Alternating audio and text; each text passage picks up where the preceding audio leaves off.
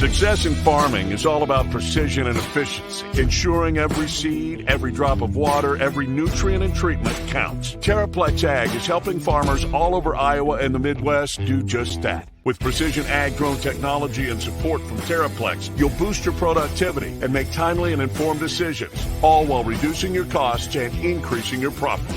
It's time to revolutionize your farming. Harvest the benefits with Terraplex Ag. Visit TerraplexAg.com.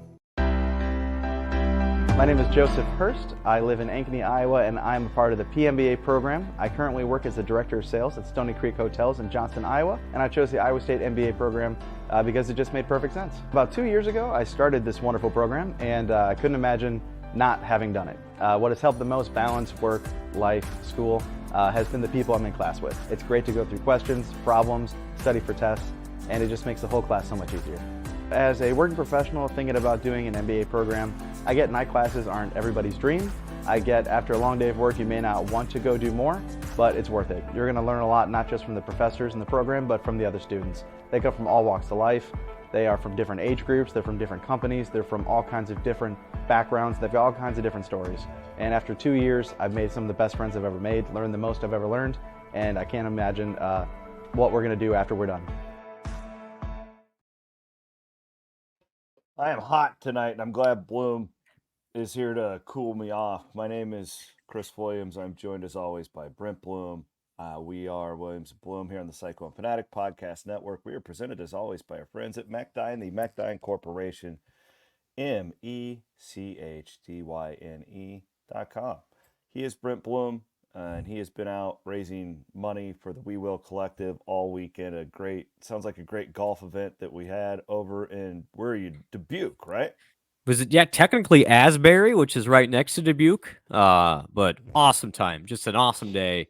And Chris, we always say it, nothing against Central Iowa, love Central Iowa, grew up in Central Iowa. I know where you're going here, yeah. But when you get out of Central Iowa and go either east or west, it's just a whole new level of appreciation.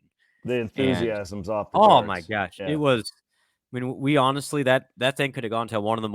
and nobody would have been disappointed. And raised a bunch of money again. And really did it in an organic way. You know, it was everybody chipping in here and there, and just a wonderful day. And so many of those folks came up, and I can't thank you guys enough for saying, hey, love Fanatic, love the podcast. Thank you for putting up with Williams. Why does he like nuclear weapons so much? A lot of these questions. I don't like nuclear weapons. I want to rid the world of them. There's a difference. But it was being misquoted here. It was one of those days, a lot like when we go to see our friends at Cody Road, where there's just so much appreciation. And, you know, to a person, they were like, we don't get things like here anymore. You know, ever since Iowa State kind of redid, some of their summer schedules, and the tailgate tour is great, but they don't have the dedicated time where you can be in a place for 9 hours like we were. And we had 13 student athletes there. It just so happens that the person who helped organize this for us is the parent of a volleyball player at Iowa State. And it's just an amazing family. Cool. And she's dating Jaden Higgins. And so Jaden got some of his teammates over there. So got to spend the day golfing with Jaden Higgins, C-Dub. And I'll say this about Jaden, my new pal.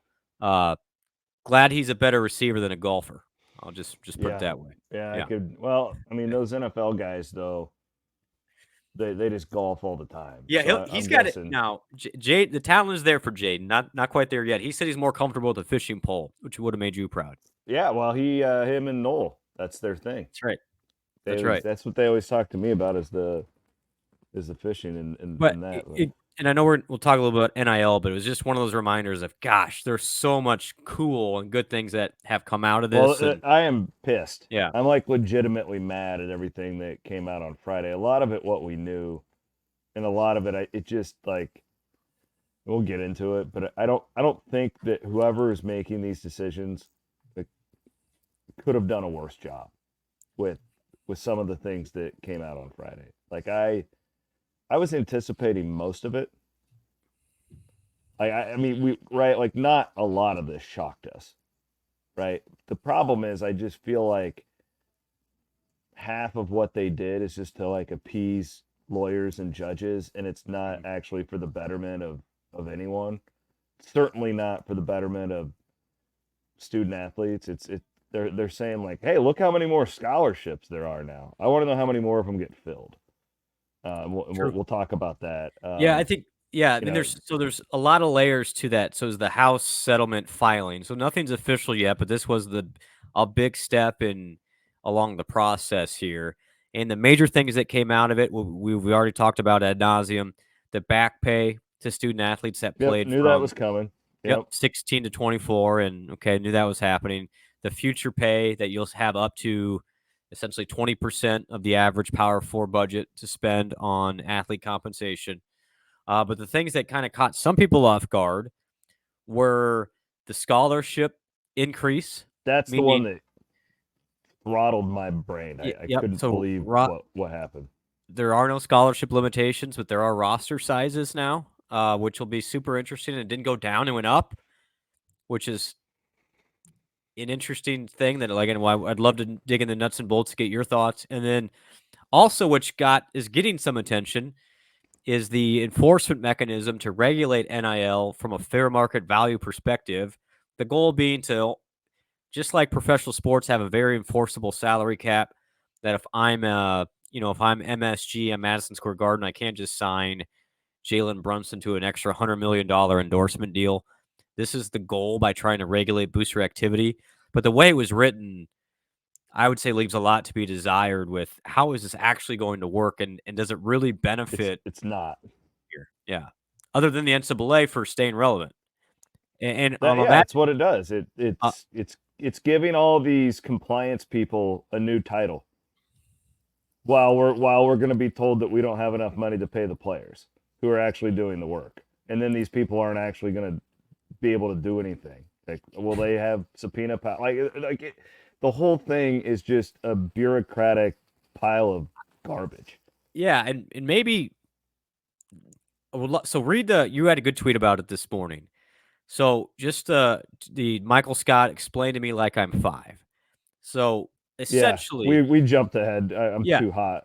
Go ahead. I know. You were like, you're texting me this morning. I'm like, yeah, let's save it. I just I hadn't, because I was out, like I had these like video shoots for Iowa Everywhere with Hassel in town all day Thursday and Friday, and then I went to the races Friday night. I didn't see any of it, and then Saturday I'm just like, we're getting ready to leave on a trip, and I hadn't sat down until this morning to actually read all this garbage, and it was somehow like 10 times worse than I thought they could do. It made me like, honestly, going into this, I'm like, okay, maybe this is going to be okay. Because I do think we all want like some direction here. There needs to be guardrails. Yeah, I mean, from that aspect, I'm like, this is at least. I am not arguing any of that. Yeah.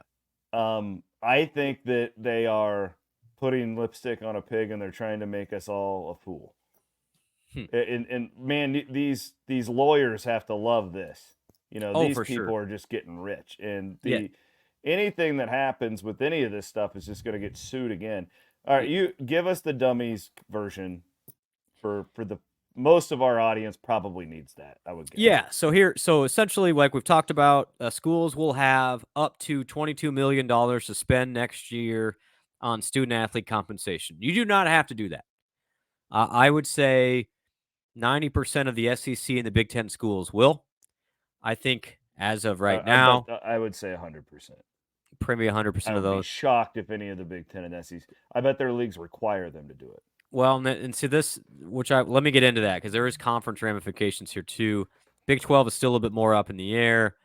We'll see on Iowa State. I would be shocked if Iowa State was able to max out. Just quite frankly, I don't think it's feasible unless something drastic happens. But to circumvent the salary, what is essentially a salary cap by doing that, because you cannot spend any more than $22 million. The concern would be boosters will still find a way to get around it, just like they have for hundreds of years, by either going under the table or essentially signing non-legit NIL deals. Meaning, I'm a booster for Georgia. I give a kid, I own a car dealership. I say, all right, quarterback 1, you show up for 10 minutes, take a photo, and I'm going to give you $2 million. Like that. Rhett Bomar. Yeah, the Rhett Bomar move, exactly. Hey, good pull. Thank you. That is not fair market. That would not be fair market value. One picture for a car dealership is not worth $2 million. And so the NCAA is basically like, whether it's them or another enforcement mechanism that's still to be determined, they would essentially create a clearinghouse, a lot like the compliance staff is now, to monitor. It's the same thing to monitor. To monitor, is this legit NIL? And anything above $600 would have to have an NIL clearinghouse approve it. My question is, how in the world, who determines what's fair market value? This is the part that has me irate. And then what is it for a person in Iowa as opposed to somebody in LA? Like, do you do cost of living? I don't understand it. The real losers in all of this would be like your Audie Crookses of the world. So you've got the men's and women's sports things, the revenue versus non-revenue. I find it absolutely hilarious to watch all these NCAA people using the hashtag, whatever the hell it is, like Olympian or NCAA makes Olympians or whatever, where this very, whatever the hell came out on Friday is going to kill Olympic sports. It'll change them for sure. Well, let me give you this is what I think will happen. So what I just said is obviously hyperbolic. They're not going to die in their in entirety, but so you only have 22 million. It sounds like the Title IX aspect of this is going to be widely varying from school to school, conference to conference, but the projection is that the read in that is going to be scholarships available, not money given. Correct. So the women's athletics do not factor into 22 million if the schools choose not to factor them in. Correct. Where do I go here first? I'll start with the Olympics, and then let me because get to, so here's where I Clearinghouse. Yeah, I agree on this part. There's no question that the college athletics system has greatly benefited the USA Olympic team. Absolutely. I mean, that is the training ground for all Olympians. That is a fact. Up until now, it has, because in theory, the volleyball player has been treated the same as the football player. You got it. In theory, right? Now, volleyball team ain't flying charter everywhere. I mean, there's some differences, but in theory, like, they're both getting their scholarship, their cost of living, nutrition, all weights, that stuff paid for, right? Yep. Coaching. I would also argue that the football player and the labor of the football players over the last 50 years has given great opportunities to others because of the revenue that their sport brings in. That is also a fact.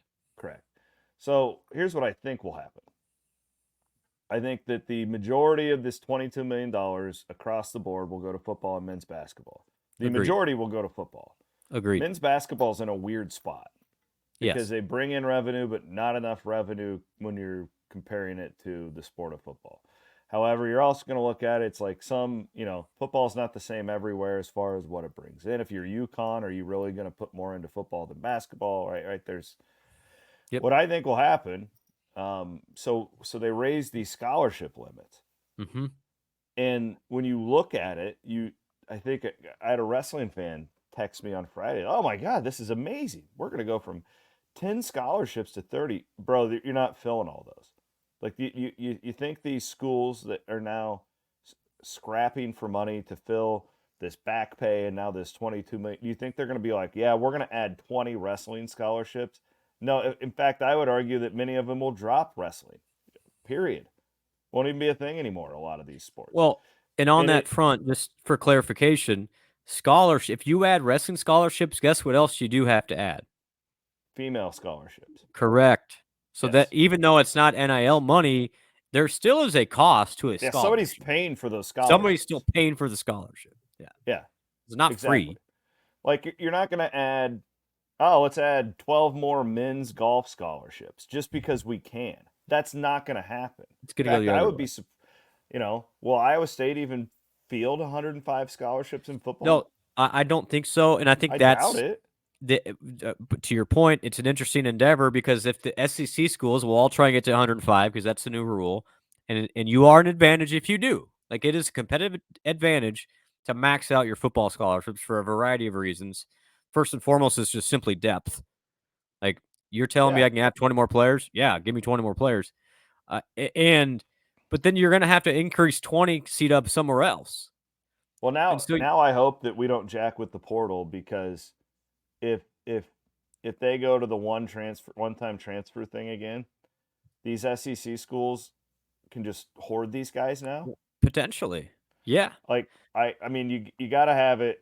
Like, the one thing I like about right now, and I've been vocal of, I don't think it's great for these sports if everybody can just transfer all the time, because it's hard for fans. But if Georgia can just hoard 105 guys and develop them, and playing time matters to most of these guys, though, right? Like, but like, I don't know, like, to me, like, it's important now, if we're gonna do it this way, that these guys. And I'm looking out for, like, it's kind of like a political conversation. Like, I'm looking out for the middle class here. Like, the upper class, like, they're having a great time with this. This is a great thing for Georgia. That's the problem. State. Those who have the gold control all the rules here. Yeah. And this is why the SEC was pushing heavily to go to 105, or they wanted to go higher, I think. They want to go 130. Yeah, which is insane. You don't need that many guys on a football team. And they might have unlimited funds, but not everybody does. And like, where's the line here? Like, who can step in and say, guys, this doesn't make sense? I talked to somebody this weekend. They're like, we just can't at Iowa State. We cannot get up to 105, because then if you get up to 105 again, you have to add 20 women's scholarships somewhere. If you do that, where's the money coming from that you don't have? That's 40 more scholarships that you have to pay for, and you're supposed to be paying these guys and gals too. The other issue, though, it is a problem on this front, is I do believe that these NIL contracts within the schools or the third parties or whatever the schools agreed to pay through will have multi-year commitments to them. In that, which could be good for Iowa State. It could be, but it could be bad too. Because if I'm locked into a 3-year deal with Georgia, all right, and I'm not playing, I can't go anywhere and make any money. So I might just elect to sit on the bench and cash my check, but I'm not. And so that is a buffer of, Chris, then the portal is working against you, because there is no port. You don't want to leave and not make any money. Maybe people make that decision, but it's just going to make it really hard. And your front-end recruiting has to be great then, because you can lock these individuals into multi-year commitments. The problem Iowa State is going to run into, though, if you're not spending the max and I'm offering you 50% of what the SEC school is, I don't care if the culture is great and the situation's great. I'm going to play there. You're telling me as an 18-year-old, I'm going to turn down, let's say it's $180,000 to get 70. Like, that doesn't, even if I know, like, hey, I may not even play there. It's just really don't be hard. An idiot. Invest your money and get your degree, and you're going to be rich. And it's really hard to, and like we always talk about, every single freshman that comes even on Iowa State's campus, what do they think? They think they're going to the NFL. Exactly. Every one of them. And so nobody knows that I'm not going to be good enough to play. And then you're there, you're locked into a commitment, and you can't get out of it. This would almost work against Iowa State. I do think a multi-year commitment could be good for Iowa State, because you get those ones that you want to keep and they can't go anywhere and get overpriced out. But on the front end, it's going to make it, if you're not maxed out, if you're not even anywhere close to those other schools, it's going to make life really, really difficult in recruiting. And, where the Clearinghouse comes in is they're trying to prevent the Georgias of the world from just throwing an extra like 20 million on top of 20 million. But the mechanism is going to be so convoluted to get to that point.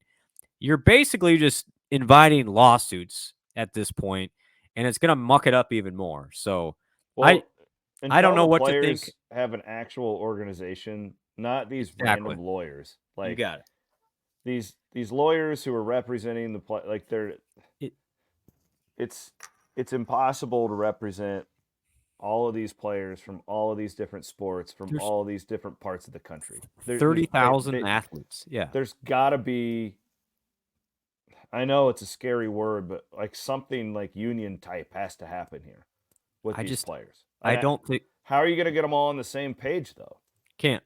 Like, because the Iowa State guys are living a vastly different life than the Georgia guys. Right? Like, the women's basketball team is living a vastly different life than the football team.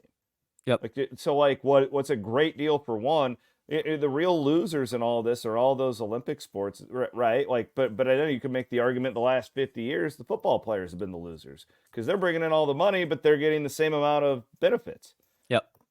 Yep. It's just, I'm looking just pure and simple competitive landscape for Iowa State.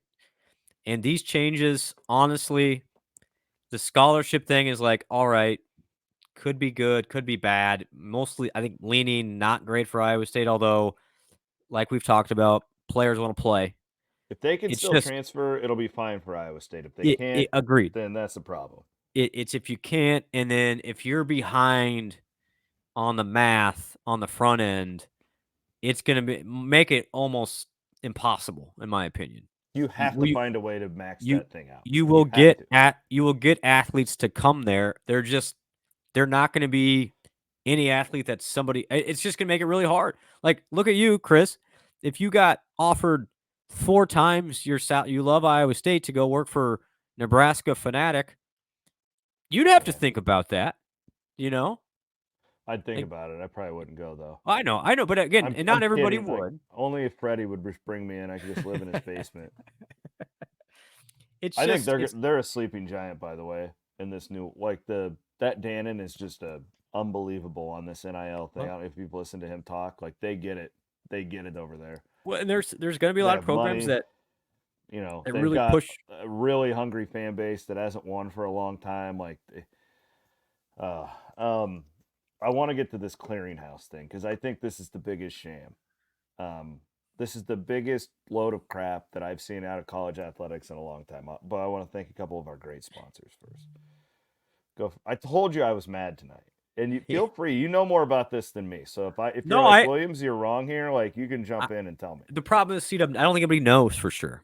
Yeah, you're right. So, and like I said in my angry tweet, if I will retract this, if I'm missing something, but I've read a lot on this, and like the thing is that of all the people I've talked to 4 or 5 people today. Like, nobody thinks any of this is good. Yeah, like everybody's just like, yeah, this sucks. I'm struggling to see how this ends without more lawsuits. And the only way the lawsuits stop, though, again, is if like these players are actually represented by somebody. There's 2 ways. There's collective bargaining is one way to end this stuff, or secondly, you need Congress to act. Yeah. So not to get this overly political, C-Dub, but I'm telling you guys, the results of the November election will have major ramifications on what happens with college athletics and potentially Iowa State athletics. And you're thinking more like congressional than. Yeah, president less so. It's more the Congress and what is the priority? You've got 2. I'm not getting political. You know me, I'm very apolitical on the show.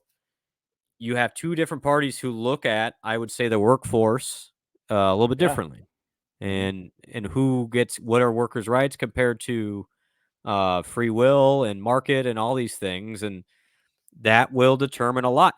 But isn't the common sense that they both are right in their own ways, and we should probably find a way to meet in the middle and make this thing right? Yes. Isn't that just at the end of the day what it is? But it is. But you've got, again, just like college athletics, when you have power, ego, and control. I would argue to any of those folks on the left that, like, I get the player power and everything, but I think you're going to hurt more young student athletes with what we're doing here than you're going to actually help them. You're going to help the really good ones. You will help the top 10%. There's no question. But there's going to, like, just because you can have more scholarships doesn't mean they will fill them. And you're going to have sports at Iowa State right now. It's like where, not just Iowa State, everywhere. It's like, well, this one doesn't bring in any money. Our fans don't care about it. We're gonna split one scholarship so we can stay D1. Yep. And we're gonna put no money into this thing, and basically we're just gonna field walk-ons. I would not want to be an Olympic sport right now. That's the whole irony of the effing Olympics going on, and these stupid hashtags that are because you're like swimming and diving, like, who's going to invest in that other than maybe a couple of these coastal schools, like nobody's going to invest in that. Nope. Like, I love watching Iowa State volleyball. It's one of my favorite things. Flip on ESPN Plus and turn that, like, I mean, what is going to happen? Like, they should be in better shape because they're a female sport, but man, like, what's going to happen to like? I mean, Iowa State's got this phenomenal cross country program they've built. Like, can you really field all those men's? How? If football's got to take 20 more, I mean, just it seems insane. Yeah, and you're creating a couple other problems by trying to fix one, and you don't know what those problems are yet. It's a very uncomfortable place for everybody because everyone thinks they're doing the right thing, or maybe not necessarily the right thing. We've had this problem in college athletics for 40 years now. People are doing what's right for them. Yeah. In their particular fiefdom. Yeah, and, I don't have all the answers. I don't want to come off like a know-it-all. I just think this is a disaster, what's going on. That's the issue is, I think in theory, it's like, okay, well, you do need to put guardrails up. You can't have you cannot have unlimited salary caps. We are at the breaking point. We're at the breaking point of, like you saw the K-State quarterback with a purple tricked out Corvette yesterday. It's like, what do we... Anyway, we're to the point where when you have money, you're going to be successful. That's not good for parity. And I totally understand that. I just, who are we helping with this clearinghouse? We're helping the middle person who's the compliance officers and all these things. And I just don't know if it's going to solve a whole lot because there's always going to be somebody who takes advantage of the system. And then who punishes who? Is it just my like emotion of, oh, that looks wrong to me, I'm not going to allow that one? Well, okay, let me thank some sponsors, and then I want to get into this clearinghouse. This is the most ridiculous thing I've ever heard. Okay, guy who agree with me, I know, is Jeff Kelderman. Shout out to Jeff. Kelderman's out in Sturgis right now. He's riding his bike from like somewhere in Oregon to Sturgis. And he's taking the Joe Dirt car out there. This guy just lives the life of Riley, I tell you. This Jeff Kelderman, manufacturer. Have you ever been to Sturgis area? No. I made the mistake that you'll laugh at this. Family vacation for the Blum family when I was like 8. Oh no! And mom's like, "Hey, I've heard good things about the Black Hills and Mount Rushmore. We should go." Well, we always went in like the first weekish of August. So we get out there, and it is just a shit show full of bikers. And you know me, you were scared, I'm sure. I was scared of the bikers. I was scared of the bikers. Yeah, these guys with the leather and like they look mean and angry. And Kelderman's probably out there. Traffic was horrible. They were scary, and it just made things a lot more complicated. What should have been an enjoyable trip to the Black Hills. Now, though, C-Dub, I'd have a great time. I'd have a great time with those folks. Also tonight, we are presented by the Cyclone Fanatic store, cyclonefanaticshop.com, and we are coming up on Monday, Bloom. We are rolling out a ton of new merchandise for the 2024 season. Awesome. Mikey Martz has been working on this over the past couple of weeks. I know we have a bunch of new Ames stuff that we're rolling out, and we're going to be really stocking up here over the next couple of weeks. But those Ames, like baseball tees, and then we've got a new design for a black Ames tee. If you want to support us at Cyclone Fanatic, one of the things you can do is go to our store, and we have a bunch of the NIL stuff there that supports the student athletes who are participating with us, which is always a good thing as well. We love having them on the program or on Cyclone Fanatic. I know he's working on some of those retro like baseball tees and stuff like that too, which is pretty cool. Cyclones versus the World coffee mugs have been restocked. The helmet car t-shirt from about 4 years ago, remember that one? It's one of my favorite ones we've ever done. That one's coming back, so go to cyclonefanaticshop.com to start stocking up for tailgating season. Cyclone Fanatic, as always, is presented by our friends at Colin Newell Insurance. Go to Colin's website. It's Colin, 1L, Colin, Newell Insurance. He is going to be out golfing in Okoboji on Wednesday with everybody. So you can call out there, talk to Colin about his business over at Farm Bureau Financial Services about getting your insurance moved over. So looking forward to all that this week. So this clearinghouse, and again, I'm sure that somebody at Iowa State is going to listen to this and be pissed off at me about how negative I'm being about all this. But I need some clarity on what this clearinghouse is going to be. So, I mean, from what I understand, there's going to be some Clearinghouse is going to be like some third party organization that judges if it's fair market value. I have questions. I like to use Audie Crooks as an example. I think when it comes to true name, image, and likeness, I think she's the most valuable athlete on Iowa State's campus. Just when it's true name, image, and likeness, does your company want somebody to endorse, like social media following, personality, visibility, all that stuff, right? I think she's the most valuable. The numbers agree with you. Okay, there you go. If somebody wants to pay Audie Crooks, I'm probably lowballing at what she actually could get. Let's say a company wants to pay Audie Crooks $10,000 to go sign autographs at a local charity event in a small town. She should be able to do that. Let's say it's more realistic though. Let's say Kale Brazina, who bailed my ass out, him and Mendezoon the other night, when that Nebraska fan pro wrestler was beating my ass in the ring there in Bondurant. We're raising money for a great cause, Living A's Way. I don't know what We Will paid them, but it probably wasn't much, but they had a good time, and damn it, they made a great impact on a local organization. They shook a lot of hands. They took pictures with kids. Those guys were phenomenal out there. It was an awesome evening all the way around. Let's say, again, I don't know what you paid them. Let's say you paid them $1,000. What is that worth if a couple of USC players want to do it in Los Angeles?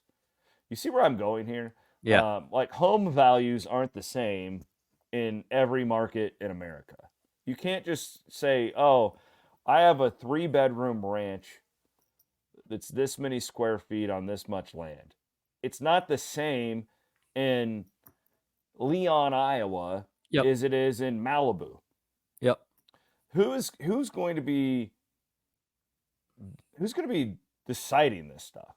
And like the idea that one organization is going to approve and deny every NIL deal in college athletics, they have no idea the undertaking that they are about to take on. And again, who the hell's doing it? Like which we don't know. They don't know.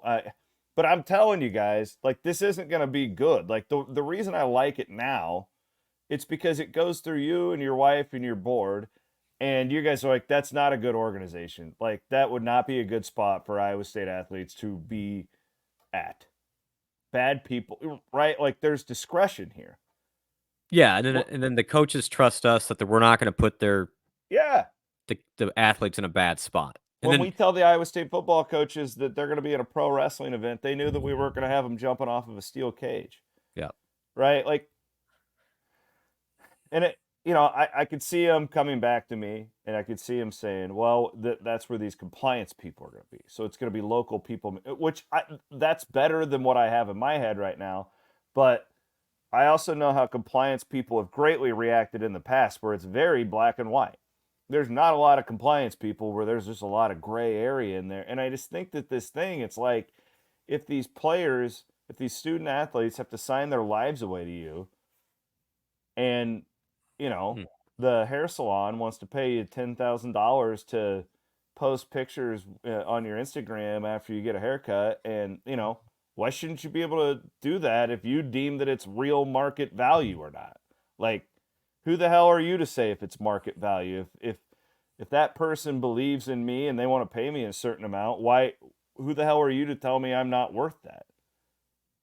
Yeah, and then I've got to thinking too. One of the more popular requests we get on our end is for Conrad Hawley. That's a walk-on. Yeah, great point. It's another great example. If I'm a compliance person, I'm going to go, how that guy? Like, I'm not giving that guy anything. He has zero market value. No, he does. Conrad does have a lot of. He's an amazing speaker. He's a great ambassador. People love him. Like how would if you're a suit in Indianapolis? How do you know that? You don't. You're just. And the fear I would have, C-Dub, with this, and yes, there are people who are going to take advantage of if it is open-ended. I understand that. Like, that is obviously what we're trying to prevent here. But Can I make the point again that I'm not against that? Like, I think there's got to be something here. I just think that this is a terrible idea, the way that they're laying it out. Well, I was looking today. We had we had just in July, we had 135 different NIL transactions through our organization. 135. You're telling me there's going to be somebody that has to go and be like, yep, that one's okay, this one's not okay. That, like, at some point, you're babysitting that you don't need like to babysit. The IRS. These are adults here. Right. This isn't about they're paying their taxes. They're paying taxes on it. It's who. Why do you get to decide? Why does that person? Who are you? I'm telling you, like these female athletes that have seen this amazing renaissance over the last 2 years. It's a great point. They're going to get screwed in this. Is it just football and men's basketball and just women's? Like, where's the line? Who decides what? Well, the terminology was. I saw here that they want to like make it so like in theory, like the collectives could still exist, but anything that runs through the collectives also goes against the 22 million. Well, okay, well, so if there's a badass volleyball player for Iowa State who's got 100,000 Instagram followers and some business wants to use her, but she's not getting anything from this, and she won't like that. Yeah.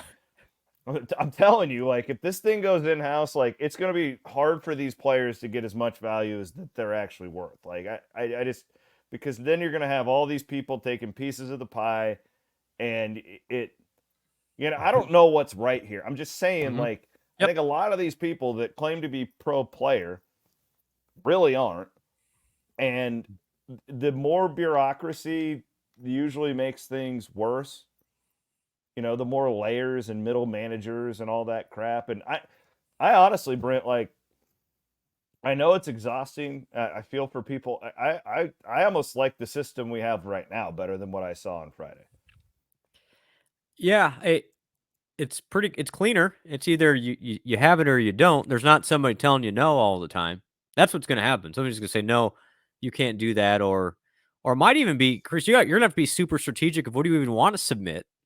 Do you want to submit that opportunity? Because is it going to be a case where this somebody in Indianapolis has to go, well, I gotta deny one of these because I can't keep approving them because it looks like I'm showing favoritism. Like, is it a numbers game? Or maybe this is what I would do if I was a business or if I'm running a collective or an NIL operation. I'm not going to submit $100,000 deal. I'm going to submit $10,000 deals. It doesn't look as intimidating. Adds up the same. Mm-hmm. When you have people who are going to try and get around it, at least now, which you either have it or you don't. There's no lobbying here. You either have the money or you don't. And the other players are still getting scholarships and all that stuff, right? There has never been a better time to be a student athlete than right now. Correct. Has the playing field become too tilted? It could get there because, again, you've got some schools like Ohio State that's spending 17 or 18 million on its football program. I would argue that this other way is going to make it more tilted with the scholarship thing. It very well could. Like if you're in the Big Ten, yeah, and Ohio State, they're going to max out the 105. Michigan's going to do that. Penn State's going to do that. Wisconsin's going to do that. Like, what's Indiana going to do? Mm-hmm. So now, like, you're in your own conference, and they've got 105, and I've got 85. The one thing to keep in mind here is this rule apparently is not hard and fast for everybody in that conferences on the clearinghouse side can agree to the same parameters. So the conferences themselves could set up the clearinghouse to provide a little bit more parity within each conference. Well, I would like that more than what I have in national. My head. Yeah. And I would guess that's the one thing that hasn't been talked about. I think people see the headline, go, oh my gosh, and this is all going to be permissive, meaning these schools are going to have to agree to the parameters they do want to have. I would feel a lot better if it was a Big 12 rule rather than an NCAA rule. Absolutely. But again, you're hiring people to do what exactly? And what are you monitoring then? If I'm hiring a Texas Tech grad to run my clearinghouse, am I going to be fair and equitable with these things? How do I know what a booster is and what a booster isn't?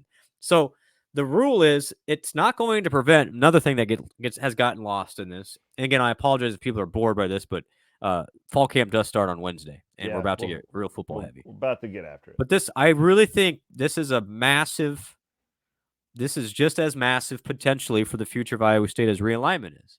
You better figure this out. Anyway, from a conference perspective, if you're all on the same page, you all have the same rules, potentially that helps. But in the rules, it says legit NIL is allowed. What is not allowed is booster payments that are masked as NIL payments. Meaning, this is where I'm confused.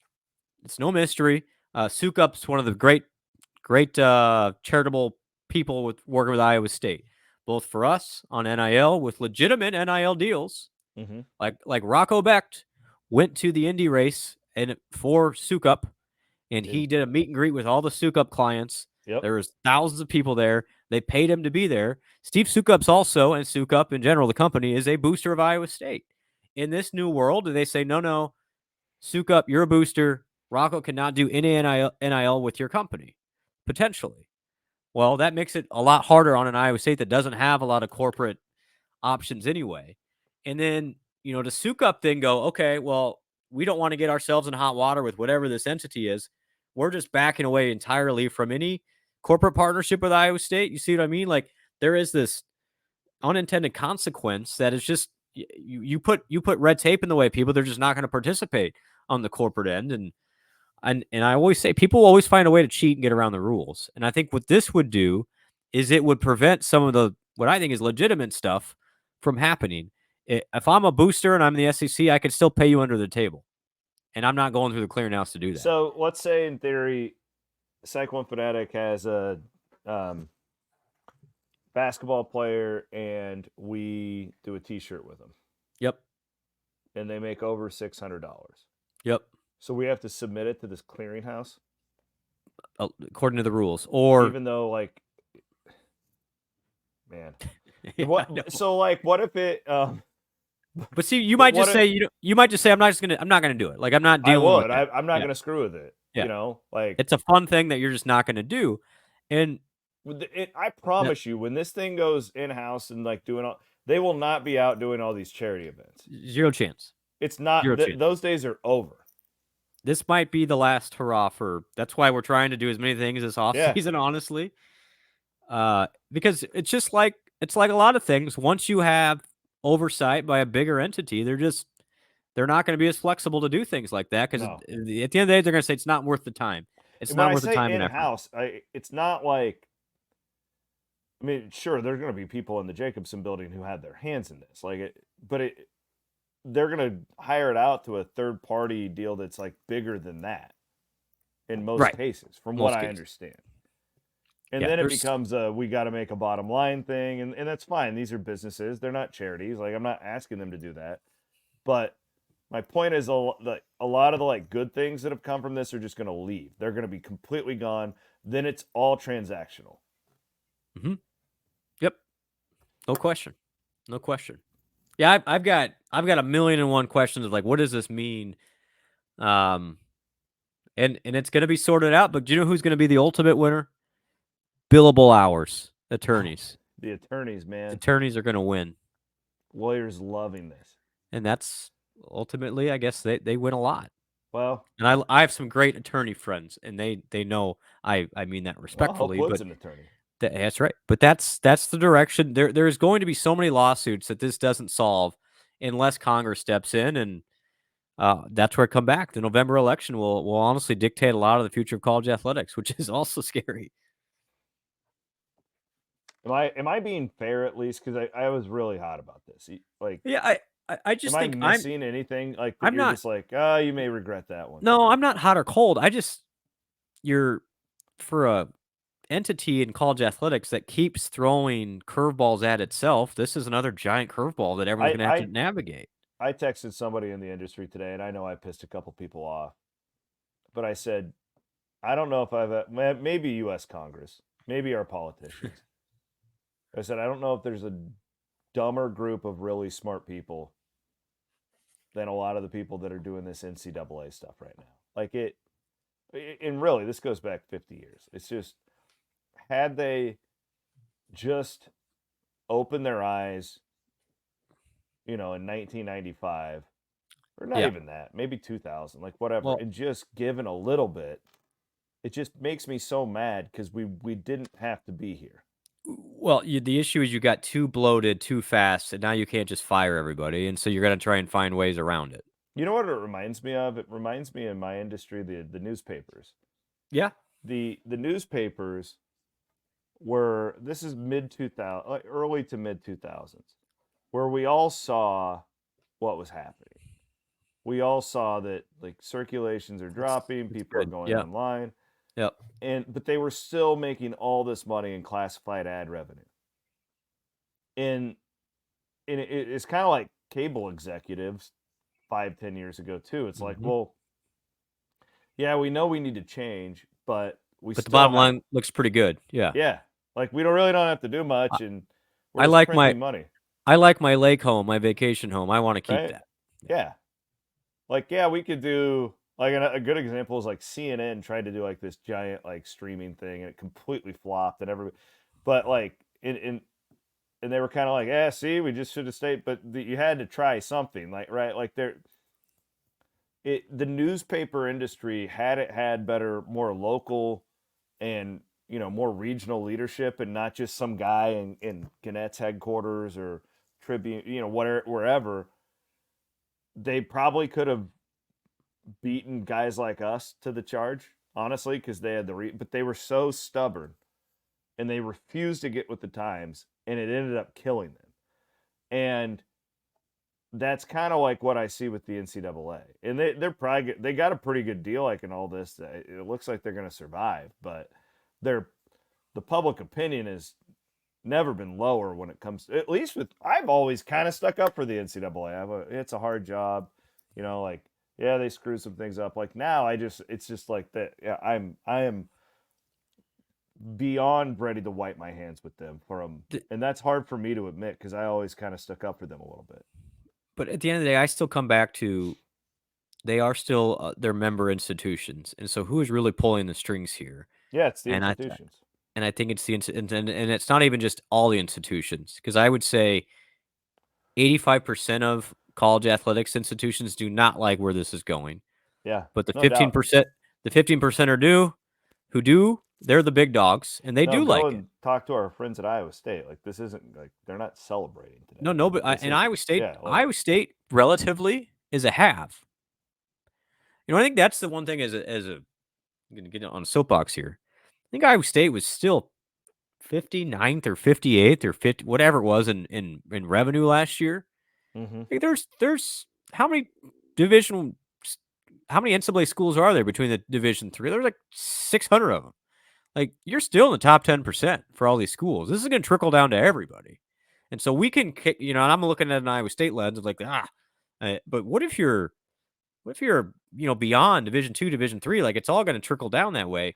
It's just interesting. That the monster Olympic sports like is going to trickle down, and you're going to see like the Valley and like those, because I don't know, like is Conference USA really going to opt into this $22 million thing? Like those conferences will agree to a floor. It might be only like $2 million though.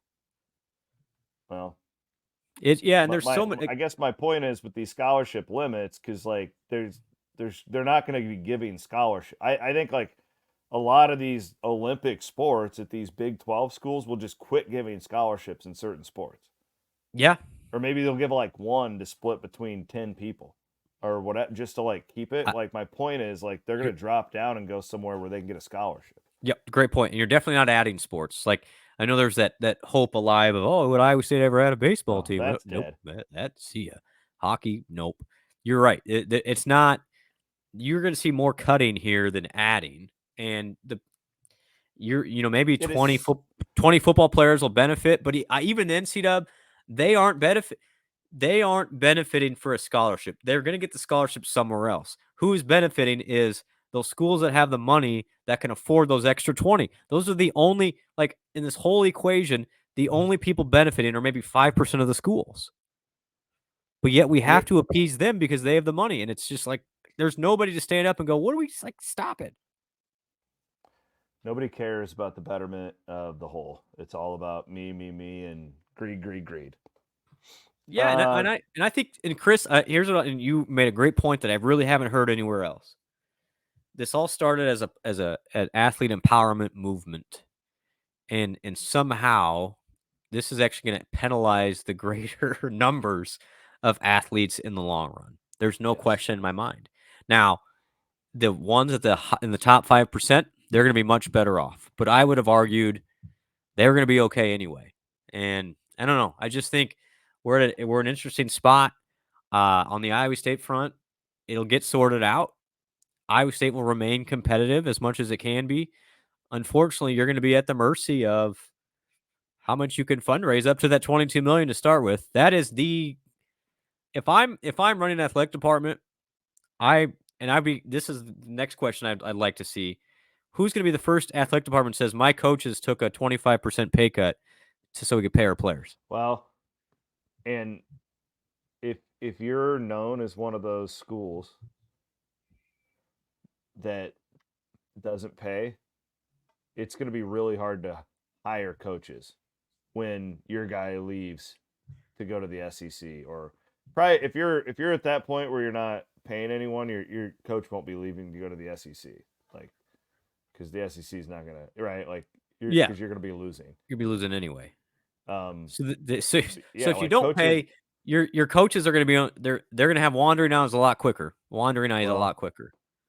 You're going to see a support staff get cut, maybe not in football, but across the board, and your ops directors, that type of thing. Like, it's sad, but like, listen, it is economics, right? Like, we knew that this was a thing. Like, we knew, like, money doesn't grow on trees.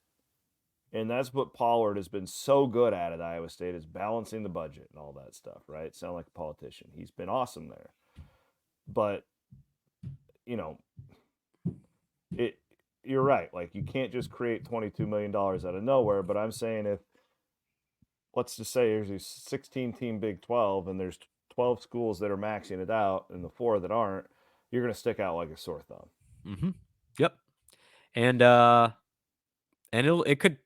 it could spiral quickly is the problem. This isn't a slow burn. If you're not meeting that number, your coaches don't. One, you're not going to get the players. Then your coaches think I can't do it. Bigger and problem then in my and mind. then it's just a boom, boom, boom, and yeah, it would make it hard. And then if you put in more layers of bureaucracy, it's going to be harder to rebuild back into it too. At least now, again, I don't love this current setup at all. But if you're a Louisville or Nebraska football, Louisville basketball or Nebraska football, they're not winning. What have they done, C-Dub? They've just thrown money at the problem. And it might work. It might not. It clearly may not work. But they'll be able, like Louisville just added like 9 high-end basketball players this offseason. If you were capped out, it might have been harder to do that. So there is a way that this does create some level playing field in that. It is supply and demand. Like, if you want to fix it, you throw money at it. Again, I know that's not the most ideal situation, but I think in the future, if there are these caps, once you lose momentum, it's going to make it really, really difficult to catch up, because these schools will be able to hoard 20 more scholarships. So we're going to rebuild that way. I'm glad I'm going on a little trip this week. I need to cool off. We're good. I'm up. Here's the thing, C-Dub. 2.5 years ago, 3 years ago, when this all started, I thought this could be really hard for Iowa State to compete in. I really did. And then, you're right. Look what Iowa State has done. Iowa State has maybe had its best 2-3 year stretch in all sports combined recently. So, and you hope that feeds into the next era. Yeah, you do. And again, sometimes on us, we're looking so big picture that you lose sight of this is going to be a really special athletic season coming up. Maybe. And Iowa State has done this in the middle of a really tough climate in what thought would be trouble if you don't have the finances. Iowa State has figured out a way to do it. Tyrese Hunter transferred. Yeah, exactly. I was like, this is not good. And Iowa State's now, has been just top 20 in the Athletic Directors Cup standings, going to be top 10 in men's and women's basketball as a playoff, a football team that thinks it could maybe contend for a playoff. Wrestling's as good as it has been. So Iowa State has been okay. It's just you keep throwing question marks in the way, and you don't know the consequences yet. And so this is just another hurdle to clear, and we'll see how this all plays out. And we'll know quickly. Like like we talked about on Wednesday, you can't wait for next July. You have to act now, to figure out what your plan is going to be, because this all goes in. You recruit now for next year, and so these recruits are already asking. They're already asking. What are we gonna make? Yeah. What are we gonna get? And for right now, it's like, well, we're not quite sure yet because we don't know how the breakdown is going to be. And so the fundraising guy says you might make $500, or you may make yeah. like, you know. So we need, at the end of the day, the best thing you can do if you're kind of uneasy and you have the ability, and again, I know everyone doesn't have the ability, keep contributing to We Will right now, and then again, whatever we have in excess, rest assured it's going right to where it needs to go, and that is to the student athletes in whatever capacity it looks like. Good insight, man. Thank you for that. I do thank a couple more sponsors, and then we'll end things on a high. Of course, Cody Road, the big event coming up on August the 16th. It's a Friday night in LeClaire. We'll all be there. I talked about a dozen people who are going to make that one too. They're already excited about it. So good. That's great. I'm telling you guys, Eastern Iowa, you guys are amazing. The clones that stick it out over there. I got me an Airbnb for that night. I'm staying the night this year. Okay, because I think you kind of wimped out last time. Well, no, last year I actually had to work the next day, and I had like a birthday party to get Elise to, and like, this year, no, I ain't whipping out. Okay, we're going. I mean, we're going. We're gonna do it right. Putting the pedal to the metal, baby. That's right. And Andrew Chaplin, thanks, Chappie, for supporting us, everything we do here on the Cyclone Fanatic Podcast Network. Chappie was pumped up. He got his first lead from our podcast. He does real estate up in Ames, and good guy who Blum and I have known forever. So if you are going to be buying, selling anything with a home, we could not recommend this guy more. He's a huge supporter of We Will, too. Does a lot of good stuff with Blum. And Chappie used to be a bouncer at Chasers, so you know he's a good man. You know, that's a blue-collar, high-end individual right there. So just Google Andrew Chaplin Realtor and read the great reviews. That's all you need to know right there. That's all you need to know. That's all you need to know. Okay. Wiffles hybrids. There we go. Wiffles hybrids. I saw plant your independence as we get into I want to talk Olympics with I saw so many wiffle signs in Eastern Iowa. They're huge over there. Oh my gosh. It was and by the way, their branding now is excellent. Like it's super noticeable. Oh yeah. Just to plant your independence. Everything is very concise. It stuck out to me just driving around there. I went, by the way, for the first time, went to the Field of Dreams today. You ever been? Did you just drive right up?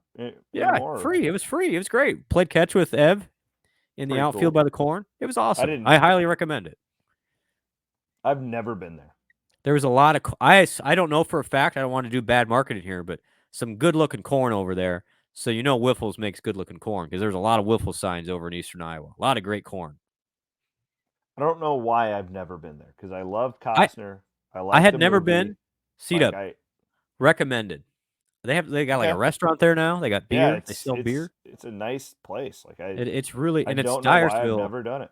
That Dyersville area is really neat. Like again, much respect to Eastern Iowa, especially those that wear Cardinal and Gold out there. We'll see you on the 16th in LeClaire. One of my favorite days of the year, each and every day. I've got the hits tuned up. I shared some hits on Thursday night at the Niang thing with my seat up. They went over even better. They went over even better in Dubuque. Hassel was with me at that thing, and we were hanging out at the bar while you were bebopping and scatting all over and I was actively predicting what you were going to say like 10 seconds before you would say it. I've seen your speech to Cyclone fans. So and it always hits. It always hits. You do a great job. Hey, Fran McCaffrey remains undefeated in my circles. I wanted to give recognition to these basketball players that are all playing in the Olympics. And how cool is that? Well, and I saw Iowa State is the 5th most represented basketball program with men's basketball in the Olympics. So you have Tyrese Halliburton, obviously. You have Mariel Shayok, who had 15 points today for South Sudan and a big win over George Condit's Puerto Rico team. George played great, too. He did. Played a really good game. That was an upset. Was that an upset? Yes. Don't call it an upset thing? Yeah, I don't. It's South Sudan's very much like nobody really knows what to make of them. Man, they're good, though. And the United States gets them next. That'll be interesting when they almost beat them. Well, they should have beat them Yeah. in an exhibition It's game. a scary game. Melvin Edgem playing for Canada, and then Nick Weiler-Babb playing for Germany. Of course, Bridget Carleton playing for Team Canada on the women's side. But man, it really, I mean, I care about the Olympics. Like my wife and 9-year-old like are junkies. They'll watch anything. Like they're like, oh, rowing's on.